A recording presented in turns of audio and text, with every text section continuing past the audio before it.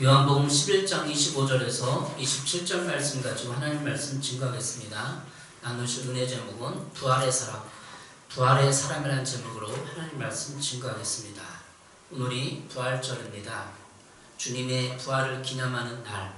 그래서 우리가 부활의 의미를 생각해보고 우리 인생들이 부활할 것인지 또 나는 부활할 것인지 생각해보고 부활의 신앙을 기념하는 시간입니다. 어떻게 보면 성탄절보다 더 기쁜 날이에요. 성탄절은 12월 달에 연말에 가장 기쁜 날이잖아요. 근데 부활이 우리 기독교 신앙의 가장 핵심이고 가장 기쁜 날입니다. 기쁘세요?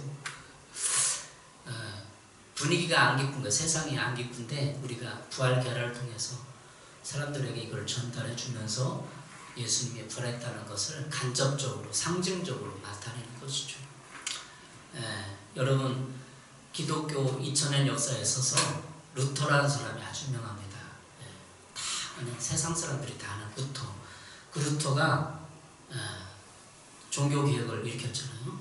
카톨릭의 어떤 부패를 막고 카톨릭 교회의 어떤 이런 것을 나왔는데 개신교회가 개신 고쳤다는 거 아니에요. 그래서 개신교회를 나온 그 루터의 신앙을 우리가 잘 알잖아요. 근데 그 루터가 청년 때 들에 저녁 때 친구랑 같이 들길을 걷고 있었대요. 저녁 때쯤에 비가 어스러 오고 있는데 갑자기 하늘에서 폭풍 번개가 팡팡 치면서 옆에 있는 친구가 직사했어요. 천둥이 맞았어. 번개에 맞아갖고 그래서 루터는 그 청년 젊은 시절에 20대 초반에 그걸 고민을 했던 거예요. 왜 친구가 죽었지? 얼마나 당황하고 공포, 자기도 죽을 수 있는 상황이었는데 친구가 죽은 거 아니에요. 그래서 그 루터는 그 마음에 죽음이란 공포를 평생 동안 간직하면서 종교적인 질문을 하면서 하나님을 더 열심히 섬기다 종교개혁을 일으켰던 거예요. 그가 그냥 단순히 종교개혁을 일으키자 해서 일으킨 게 아니라 죽음의 공포를 평생의 심리적인 압박을 견디면서 살아온 게 루터입니다. 청년 루터라는 책이 있어요. 어쨌든 그렇고 여러분 감리교회 청취자가 누구죠? 존 웨슬리. 우리가 감리교회인데 웨슬레가 1700년도에 영국 사람이에요. 근데 산업혁명이 일어날 때 영국 사회가 되게 부패했어요. 그때 웨슬레가 또 신앙 부흥운동을 일으켰어요. 영국 사회에서. 교회가 너무 타락하고 그러니까. 루터는 1500년대 사람이거든요. 루터는 1700년대, 200년 지난 그러니까 유럽 사회가 다시 부패하고 타락했어요. 그때 영국 사회가 타락했는데 웨슬레가 신앙 부흥운동을 일으켰잖아요. 감리교회. 근데 왜 웨슬레를 연구해 보면서 공부하면서 저는 대학원 때 좀 심리학을 공부했어요. 그 웨슬레를 소논문을 썼는데 웨슬레가 왜 그렇게 신앙에 집중하게 되었나 심리적인 고찰을 제가 해봤어요. 그랬더니 웨슬레도 역시 똑같이 어렸을 때 한 10살, 13살 왜 죽음을 경험했어요. 그 아버지가 목회를 했는데 영국 그 시골 마을에서 목사님이었는데 그 목사님의 아들이에요. 웨슬레가. 그런데 웨슬레가 화재가 났어요. 그 목사님 사택에서 화재가 나가지고 웨슬레가 거기서 죽을 뻔했는데 몸에 그슬려가고 살아났어요. 10살, 10살 때. 그래서 웨슬레 일생 같은 것도 배우는데 웨슬레를 많이 조명을 그런 부분은 안 했더라고요. 그래서 제가 심리학을 배우면서 웨슬레가 왜 신앙 부흥을 일으켰나 그런 근거는 없는데 그냥 추측해서 웨슬레가 죽음의 공포 때문에 하나님 앞에 열정적이었다라는 그런 소논문을 심리학적으로 제가 썼어요. 이렇게. 그래서 웨슬레가 타다남은 검수덩이 이런 어렸을 때 그 별명이 그랬어요. 타다남 검수덩이. 그러니까 웨슬레도 화재 사건을 통해서 자기 전 인생을 경험을 바꿨던 거예요. 이해하시죠? 감리교회 청취자 존 웨슬레. 그리고 아브라함 정이라는 사람이 있어요. 요즘에 우리 책을 보는 사람인데 아브라함 정은 지금의 양자역학 물리학자예요. 미국에 있는 한국 교포인데 그분이 축사라는 책을 여러 가지 신비적인 기독교 신비적인 영적 사역을 하는 분인데 그분은 물리학자인데 이분도 아브라함 정도 어렸을 때 화재 사건이 나갔고 타다는 죽음에서 살아났다고 그래요. 저도 우리 아내에게 들었어요. 그 책을 직접 읽지 않았지만 맞죠? 그 아브라함 정이 양자역학을 통해서 기독교의 영적인 세계를 증명해내고 있어요. 하나님 어디 계시느냐? 이 양자역학에 그 파동에 존재한다. 파동에 존재한다가 아니라 그걸 규명해낸 거죠. 4차원의 영적 세계 뭐 이런 걸 해갖고 물리학자가 증명해내고 있습니다.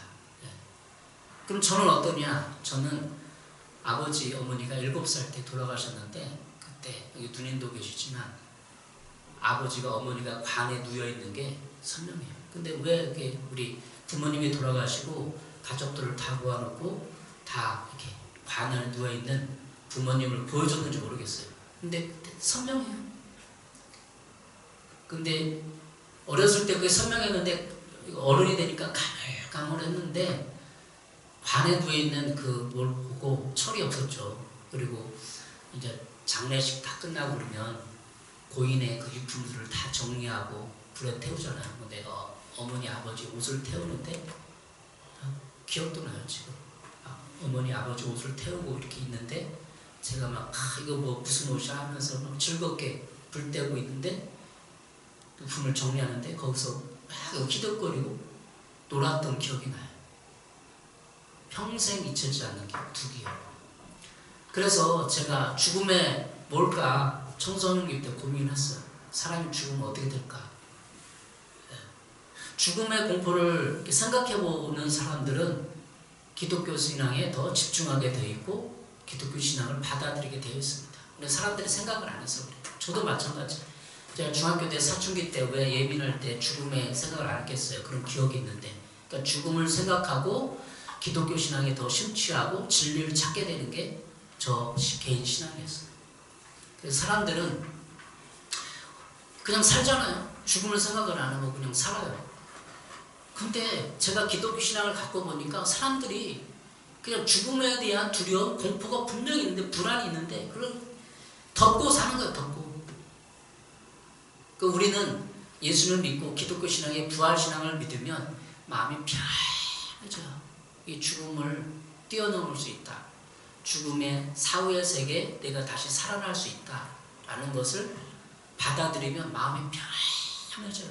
그러니까 죽음 앞에 서는 사람들 봐요. 얼마나 불안하고 두렵고 공포스러운지. 그래서 기독교 인류 역사에 있어서 다 죽음을 체험하거나 죽음의 공포와 죽음을 심리적으로 압박을 느낀 사람들이 진리를 맞닥뜨리고 진리를 깨닫고 더 복음에 열중할 수 있게 되는 것입니다. 여러분 주변의 사람 또 친구를 제가 만나서 얘기를 해봤는데 작년에 아버지가 돌아가셨거든요. 많이 사셨어요. 80, 90 사셨으니까. 근데 아직 아버지를 작년에 돌아가셨는데 1년도 잘 안 지났는데 못 잊어 하는가. 그 두려움 또 아버지에 대한 불임을 못 잊어 하더라고요. 나이가 50이 넘었는데도 정이 있어갖고. 하여튼 죽음은 우리 이렇게 사람들을 불안케 하거나 두렵게 하거나 그리워하고 또 사랑하는 사람들을 떨어오시지 않은 그런 거 있는 거예요. 근데 우리는 어느 때 하나님 부르실지 몰라요. 세상 사람들은 마찬가지로 우리도 다 죽음을 뛰어넘어야 될 시간이 와요. 그런 기회들이 온다는 거죠. 맞닥뜨릴 기회가 온다는 거죠. 그런 의미에서 우리의 부활신앙은 모든 종교보다 가장 탁월하다고 말할 수 없지만 가장 해결할 수 있는 인류 문제를 죽음의 문제를 뛰어넘을 수 있는 기독교 부활신앙인 것이죠. 여러분 부활절을 맞아서 부활의 사람이 어떤 사람입니까?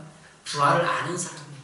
그리고 부활을 믿는 사람 그리고 부활을 성경대로 믿는 사람이에요. 그냥 세상 사람들은 죽으면 어떻게 되겠지. 옛날에 미라를 만들고 피라미드에 뭐 사후세가 있나 없나 그냥 있으면 좋겠다 그냥 미라 만들어서 영원히 살고 싶다 그런 어떤 인간의 소원이 아니라 성경에 기록된 부활은 예수님이 말한 부활은 다시 살아나는 것이 있다는 겁니다.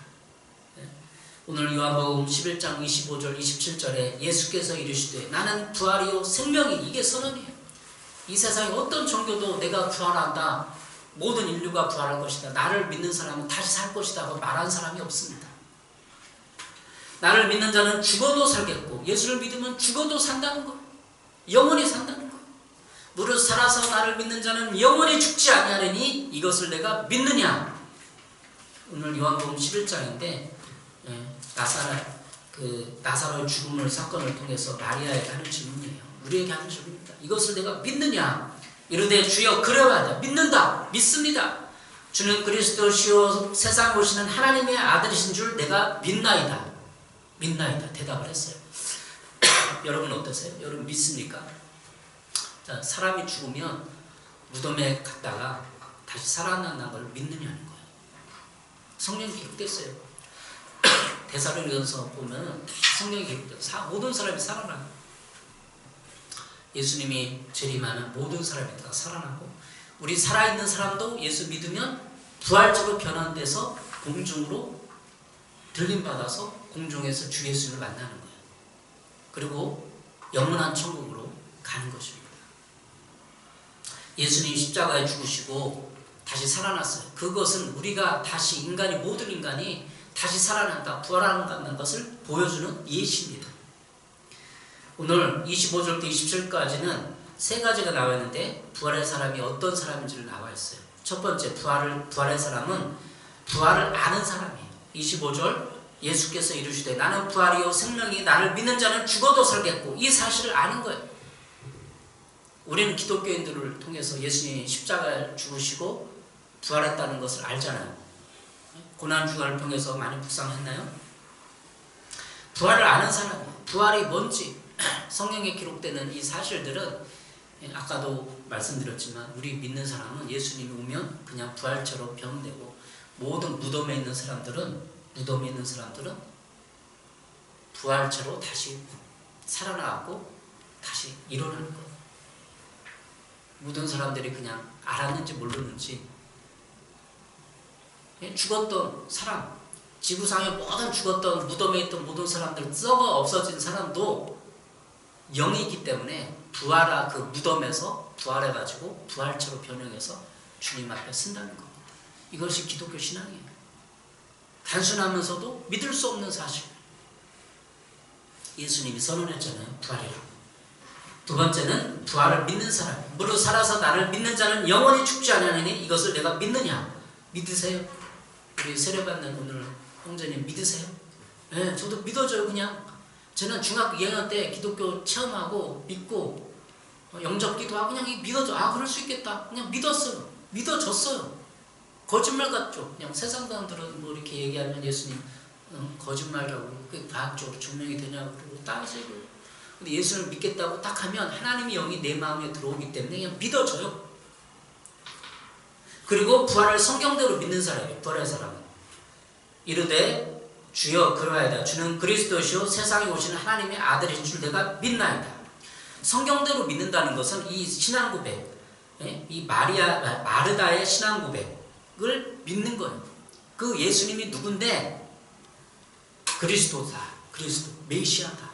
세상에 이스라엘 민족적으로 받아들였던 그리스도다.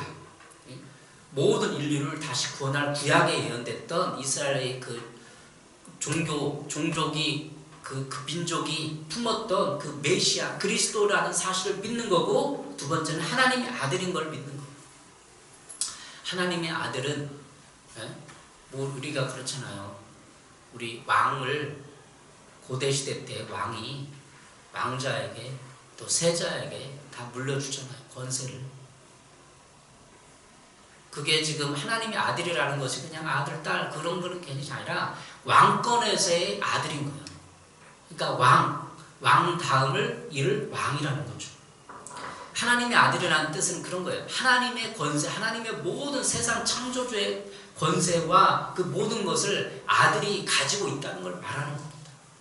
우리의 이성 속의 개념으로 비추어서 상징적으로 나타내는 게 그거예요.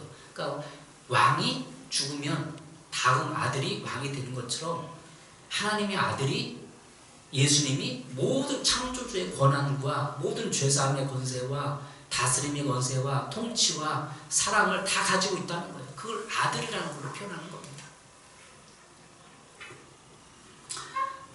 세 가지를 정리했어요. 부활을 아는 사람, 부활을 믿는 사람, 부활을 성경대로 믿는 사람. 예수님은 하나님의 아들이요 왕권을 가지고 계신 분이요 그리스도라는 걸 믿는 겁니다. 그러면 성경대로 믿는다는 건 뭐냐? 더 핵심적으로 구체적으로 말씀드리면 이것입니다. 첫 번째, 예수님 안에서 잠든 사람이 일어나는 것을 믿는 거예요. 데살로니가서 4장 13절 14절에 이렇게 말하고 있습니다. 형제자매 여러분, 우리는 여러분이 잠든 사람들의 문제를 모르고 지내는 것을 원하지 않습니다. 여러분은 소망을 가지지 못한 사람과 같이 슬퍼하지 않아야 할 것입니다. 우리는 예수께서 죽으셨다가 살아난 것을 믿습니다. 이와 같이 하나님께서 예수 안에서 잠든 사람들도 예수와 함께 데리고 오실 것입니다. 세번역 성경이에요. 세번역 성경이 좀 쉽게 되죠. 개역 성경은 우리 성경이 이렇게 되어 있어요.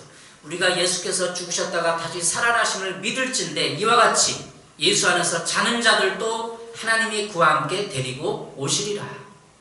성경적 표현은 우리 죽음을 어떻게 표현하면 죽었다가 아니라 잔다 이렇게 표현하는 거예요. 잔다. 데살로니가서 4장 14절에 예수 안에서 자는 자들도 잔다고 표현하는 성경이. 그러니까 죽어있는 모든 사람을 기독교 신앙을 가지고 죽은 사람은 자는 거예요. 자는 거. 우리 자는 시간이 몇 시간이에요? 아침 한 10시에 자갖고 한 7시, 8시에 일어나잖아요. 한 8시간 자잖아요. 7시간, 8시간. 자는 거. 우리는 8시간이 그냥 짧다. 그래. 기름은 긴 시간, 짧은 시간이잖아요. 하나님 볼 때 인간이 죽었다가 부활하는 시간, 잠깐 자는 시간, 하나님의 개념 속에서는 잠깐 자는 거예요. 그냥. 우리 부모님도 돌아가신 지 몇 수십 년이 지났어요. 근데 자고 있는 거예요. 다시 부활할 거예요. 생명으로 부활하든지 생명 없는 부활을 하든지 하여튼 잠깐 자는 거예요. 모든 사람들 다 잠깐 자는 거예요. 성경적인 표현이. 부활을 성경대로 믿는다는 건 이것까지 믿는 거예요. 잠깐 잔다라고 믿는 거예요. 두 번째는 부활하여 영원히 죽지 않고 항상 주와 함께 있다는 것을 믿는 것입니다. 요한복음 오늘 11장 25절 26절인 것처럼 부활하여 영원히 죽지 않고 항상 주와 있자, 항상 주와 함께 있다. 이게 뭐예요? 아까도 서론에서 말씀드렸지만 그냥 죽으면 끝이야. 그러면 사람들이 얼마나 무의미합니까? 그냥 없어지는 거야. 동물처럼 모든 사물처럼 뭐 동식물처럼 그냥 죽으면 끝이 없어지는 거야. 생각하면 인간이 얼마나 불안하고 두렵고 얼마나 허무해요. 우리 아이와 자녀와 쌓았던 그 사랑, 교분, 친구들 간의 우정, 부모님 간의 사랑이 그냥 순식간에 아무것도 무야, 무. 그러니까 다른 종교에서는 무라고 그러죠. 불교에서는 무. 그러니까 다 해탈하고 아무것도 아니고 그냥 자기 부모를 버리고 머리를 깎고 그냥 들어가는 거예요. 왜? 그럼 없다고 생각하니까, 모든 의미가 다 없어진다고 생각하니까 그렇게 하는 거예요. 우리 인류의 가족의 사랑과 그 모든 정의와 행복과 이 모든 것을 어느 한순간에 싹 없어져 봐요. 아무것도 아니라고 생각해요. 너무나 허무한 거예요. 너무나 허무해. 너무나 슬프고. 그럴까요? 진짜? 싹 없어지는 걸까요? 죽음 이후에? 그냥 나 없어지면 무같이 해. 그럴까요? 그러면 너무나 허전하고 뭐 이렇게 사람한테 애정을 쏟고 사랑을 하고 평화를 지키려고 노력해. 그냥 싹 그냥 죽어버리지. 그렇게 생각하는 종교도 있는 거예요. 그러나 우리는 다 의미가 있어요. 오늘 하루 살아가는 행동 하나, 말 한마디가 다 의미가 있고 하나님이 나에게 상줄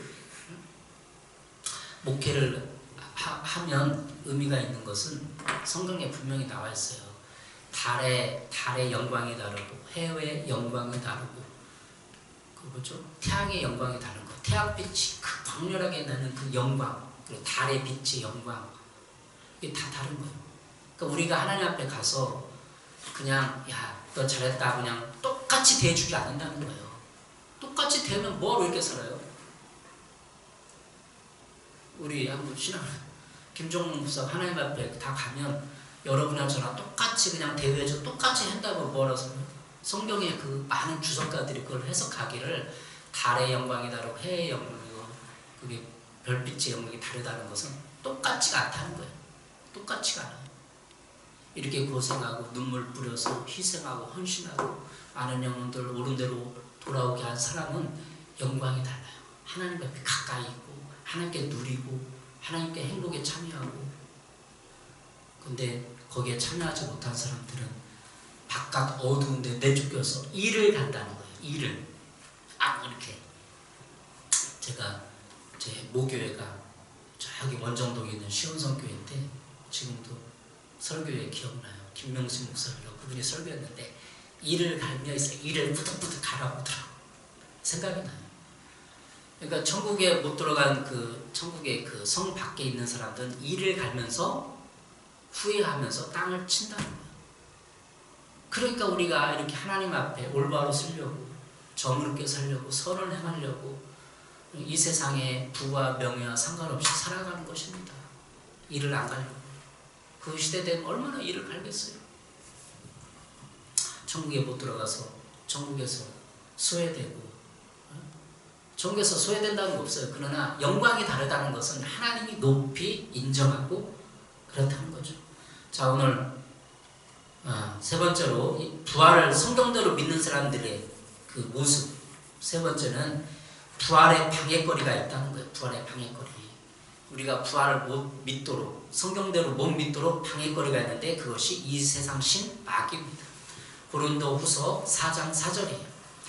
그들의 경우를 두고 말하면 이 세상의 신이 믿지 않는 자들의 마음을 어둡게 하여서 하나님의 영광이신 그리스도의 영광을 선포하는 복음의 빛을 보지 못하게 한 것입니다. 복음의 빛을 보지 못하게 하는 거예요. 고린도후서 4장 4절에 이 세상 신이 마귀가 믿지 않는 자들의 마음을 어둡게 한다. 어둡게.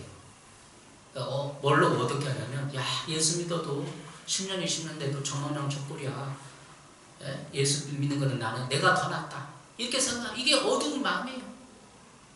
그러니까 예수님 믿는 사람들은 예수 그리스도의 보혈의 공로 때문에 제가 시킨 사람들이에요.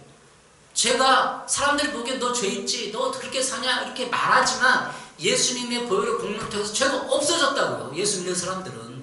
하나님이 볼 때는 더 의인이야. 이 사람은 가식이고.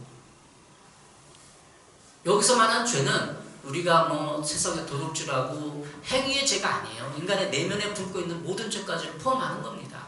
하나님 볼 때는 여러분이 죄가 더 깨끗하고 더 거룩한 사람. 왜? 고백을 하니까. 내가 죄입니다. 고백을 하니까, 인정을 하니까. 우리 아이들 길러보지만 아이들 훈계할 때 이렇게 지적하고 교정해 줄 때 너 이거 잘못했지? 예, 잘못했습니다. 그럼 죄가 없어지는 거예요. 다 혓바닥 이고 그거 잘했다고 내가 그거 안 했다고 하면은 어떻게 해요?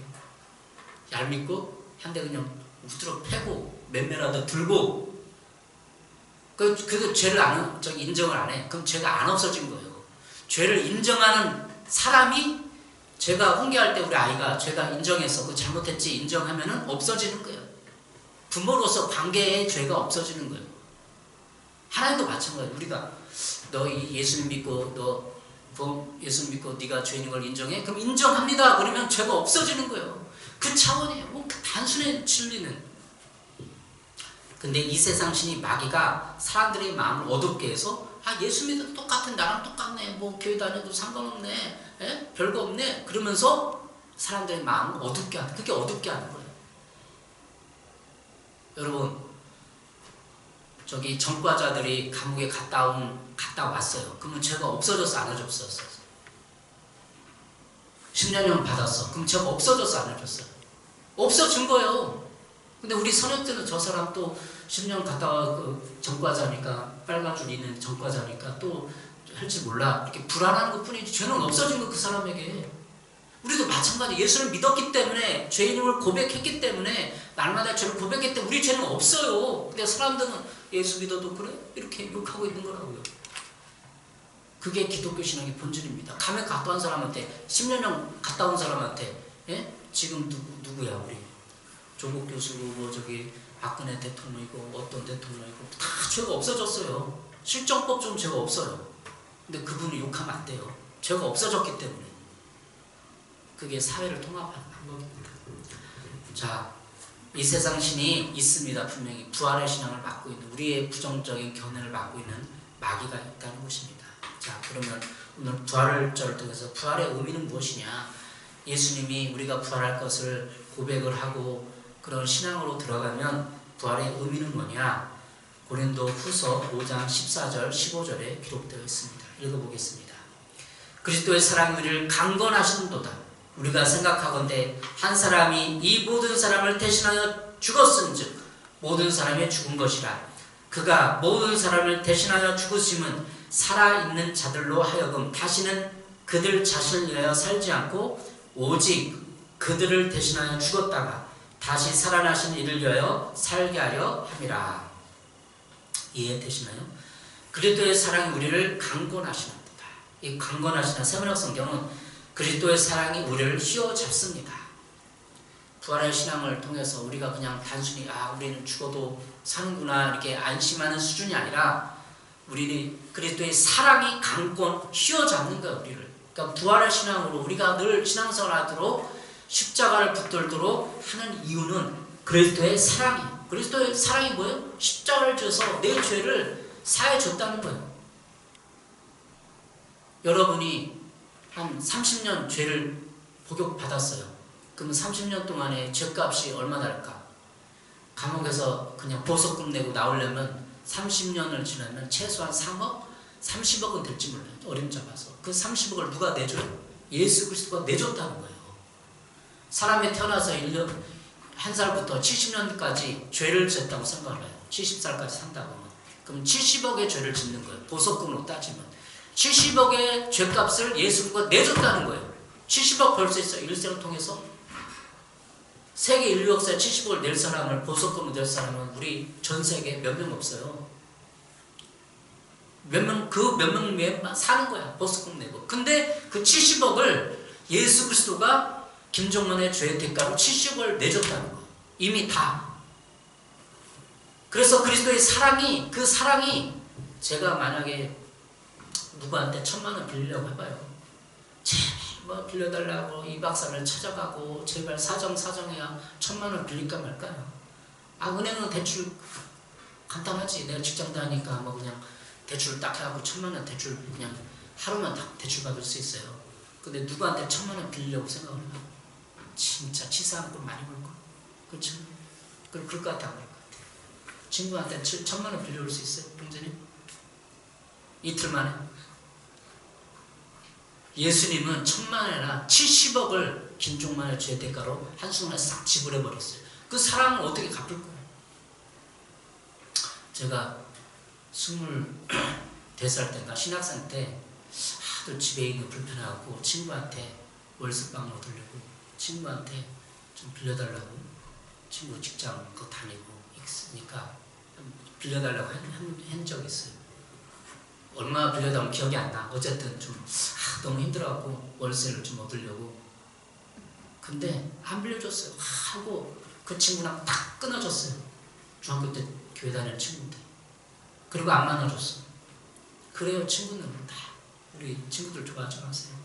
여러분 친구들한테 손 내밀고 1000만 원, 5천만 원 빌려 평생 수치를 당해야 돼요. 그게 세상입니다. 그 친구랑 싹 끊어져 버렸어요. 전화도 안 받아. 세상이 그럽니다. 근데 예수 그리스도 70억이라는 죄값을 김종만 제가 지금 떠오르는 생각에 70억이 더 될 수 있고 700억이 될 수도 있어요. 우리의 죄값이.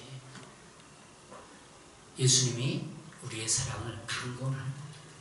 그래서 살아있는 자들로 하여금 다시는 그들 자신을 위하여 살지 않고 세브르 성경이에요.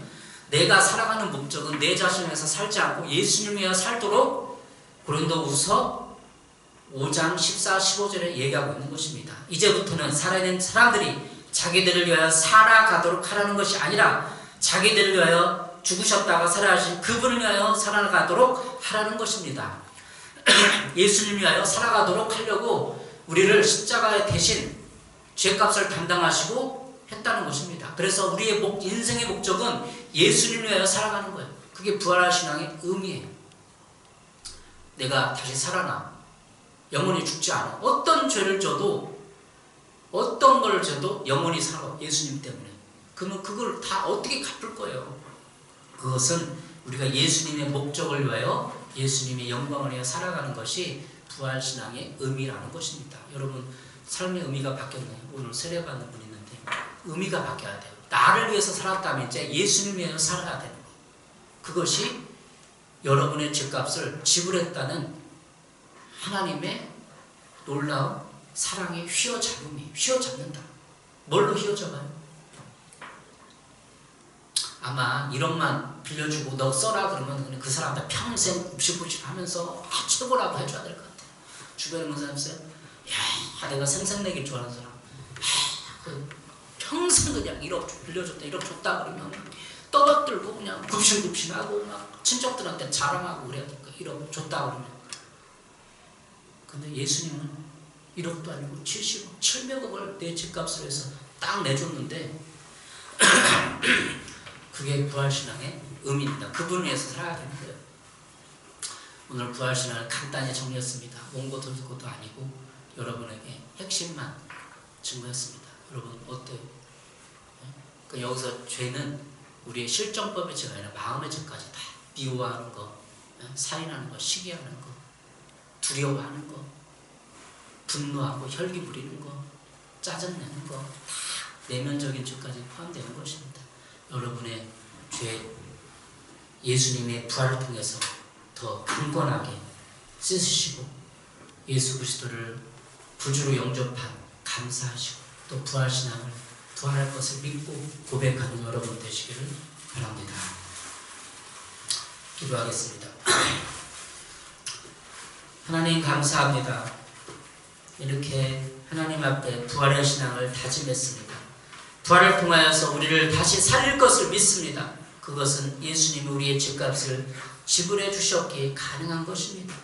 우리를 이제 부활 신앙을 믿는 신앙으로 강건케 해주시고 천국 갈 때까지 우리를 인도해 주시옵소서. 예수님의 이름으로 기도했습니다. 아멘.